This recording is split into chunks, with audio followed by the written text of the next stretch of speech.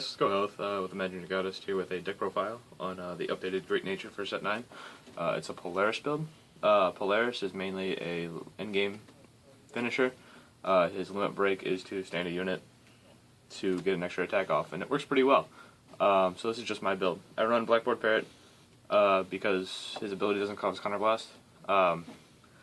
My preferred starting Vanguard is Marmoset, but there's just not enough room for him.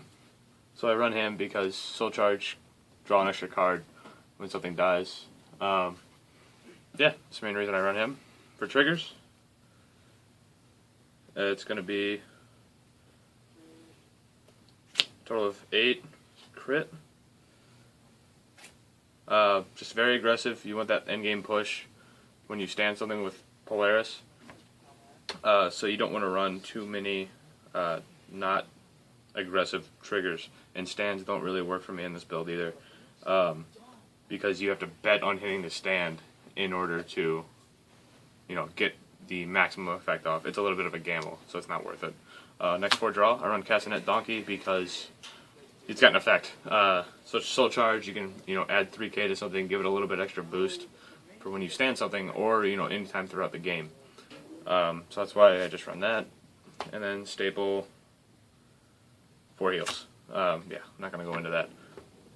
Next, for the start of the deck, 4 Polaris. Like I said, his limit break is to stand something when he attacks. So Counterblast 2, stand something, give it plus 4,000, and kill it at the end of the turn. It's a very effective finisher. My main issue with it is that it needs a pretty optimal field setup. 1, you pretty much need a full field, and 2,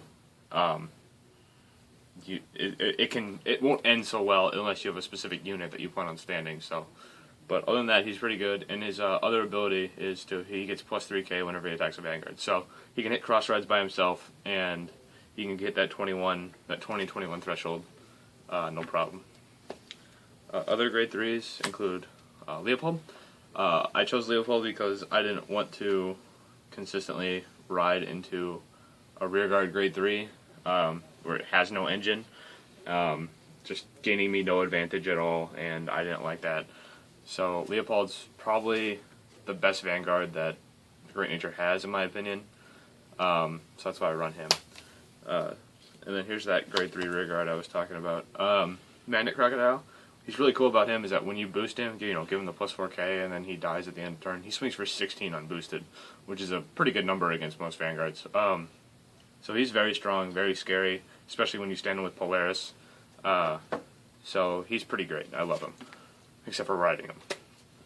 For grade 2s, this is probably the most important grade 2 that you have is Binoculus Tiger. Binoculus Tiger is the main rearguard engine of the deck. I mean, you really have no other engine other than Polaris and Leopold, but Leopold is only when you ride him, which isn't that often, and Polaris is only at limit break, so you really need Binoculus Tiger to get over those numbers mid-game and apply pressure into late game. Plus, he combos really well with Polaris, and he's part of your main setup whenever you go to stand something.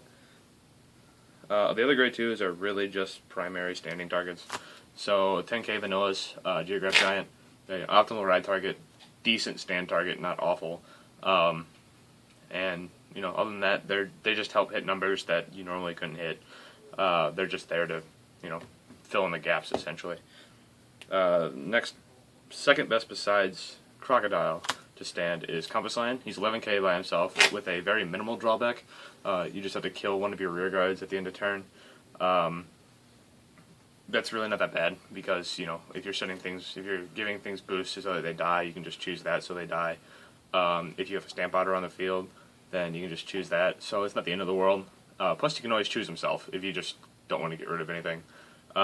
So he's pretty decent 11k and your second optimal standing target. For good ones, I run 4 Silverwolf. Silverwolf is in there because he allows Polaris to hit 21 with this plus 3k when he attacks a Vanguard. So he's just there to apply that mid-game pressure, keep your Vanguard or your opponent on their toes, and ultimately whittle down their hand so that your standing is effective as possible. So he does a lot of work just by himself. after that is for coiling Duckbill. Duckbill is for that extra draw. You can, stack his effect multiple times. He's got the same effect as Blackboard Dome, Soul Charge him, give something his effect is when he's called the rear. Give something the effect of when it dies. At the end of your turn, draw a card. And then you can stack it with Blackboard Dome. You can stack it with multiple coils, coiling Duckbill. So you really do get a little bit of burst draw in here for very minimal cost. And he's a solid 7k boost, so that's why I like him in here. After that, you got 2 Stamp Otter. Stamp Otter is unkillable otherwise, so you can just boost him for free. Like I said, Compass Line can't kill him, but you can still target him. He's just there because he can't go anywhere, which is always good. And then last, 4 Perfect Shields. I don't really need to go any further than that. 4 Perfect Shields because Vanguard is Vanguard. I'm going to be right back with an optimal field setup for when you go to Limit Break. And yeah, we'll see you then. Okay, so this is your optimal field setup for when you go to finish the game. Really, you just want this half. This is the more important half. This can be really anything, but try to make this unit right here either a Compass Lion or a Geograph Giant, just so they can hit the opponent's Vanguard without issue, unboosted. So basically, you start off the turn, you swing with Binoculars Tiger, get boosting him for the plus 4k. The effect happens, they resolve, they guard, they don't guard, whatever. Next, you go unboosted for 16.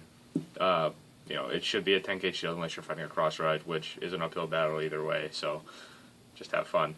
And after that, you go 21, and then you Counter Blast 2, and you stand your Magnet Crocodile.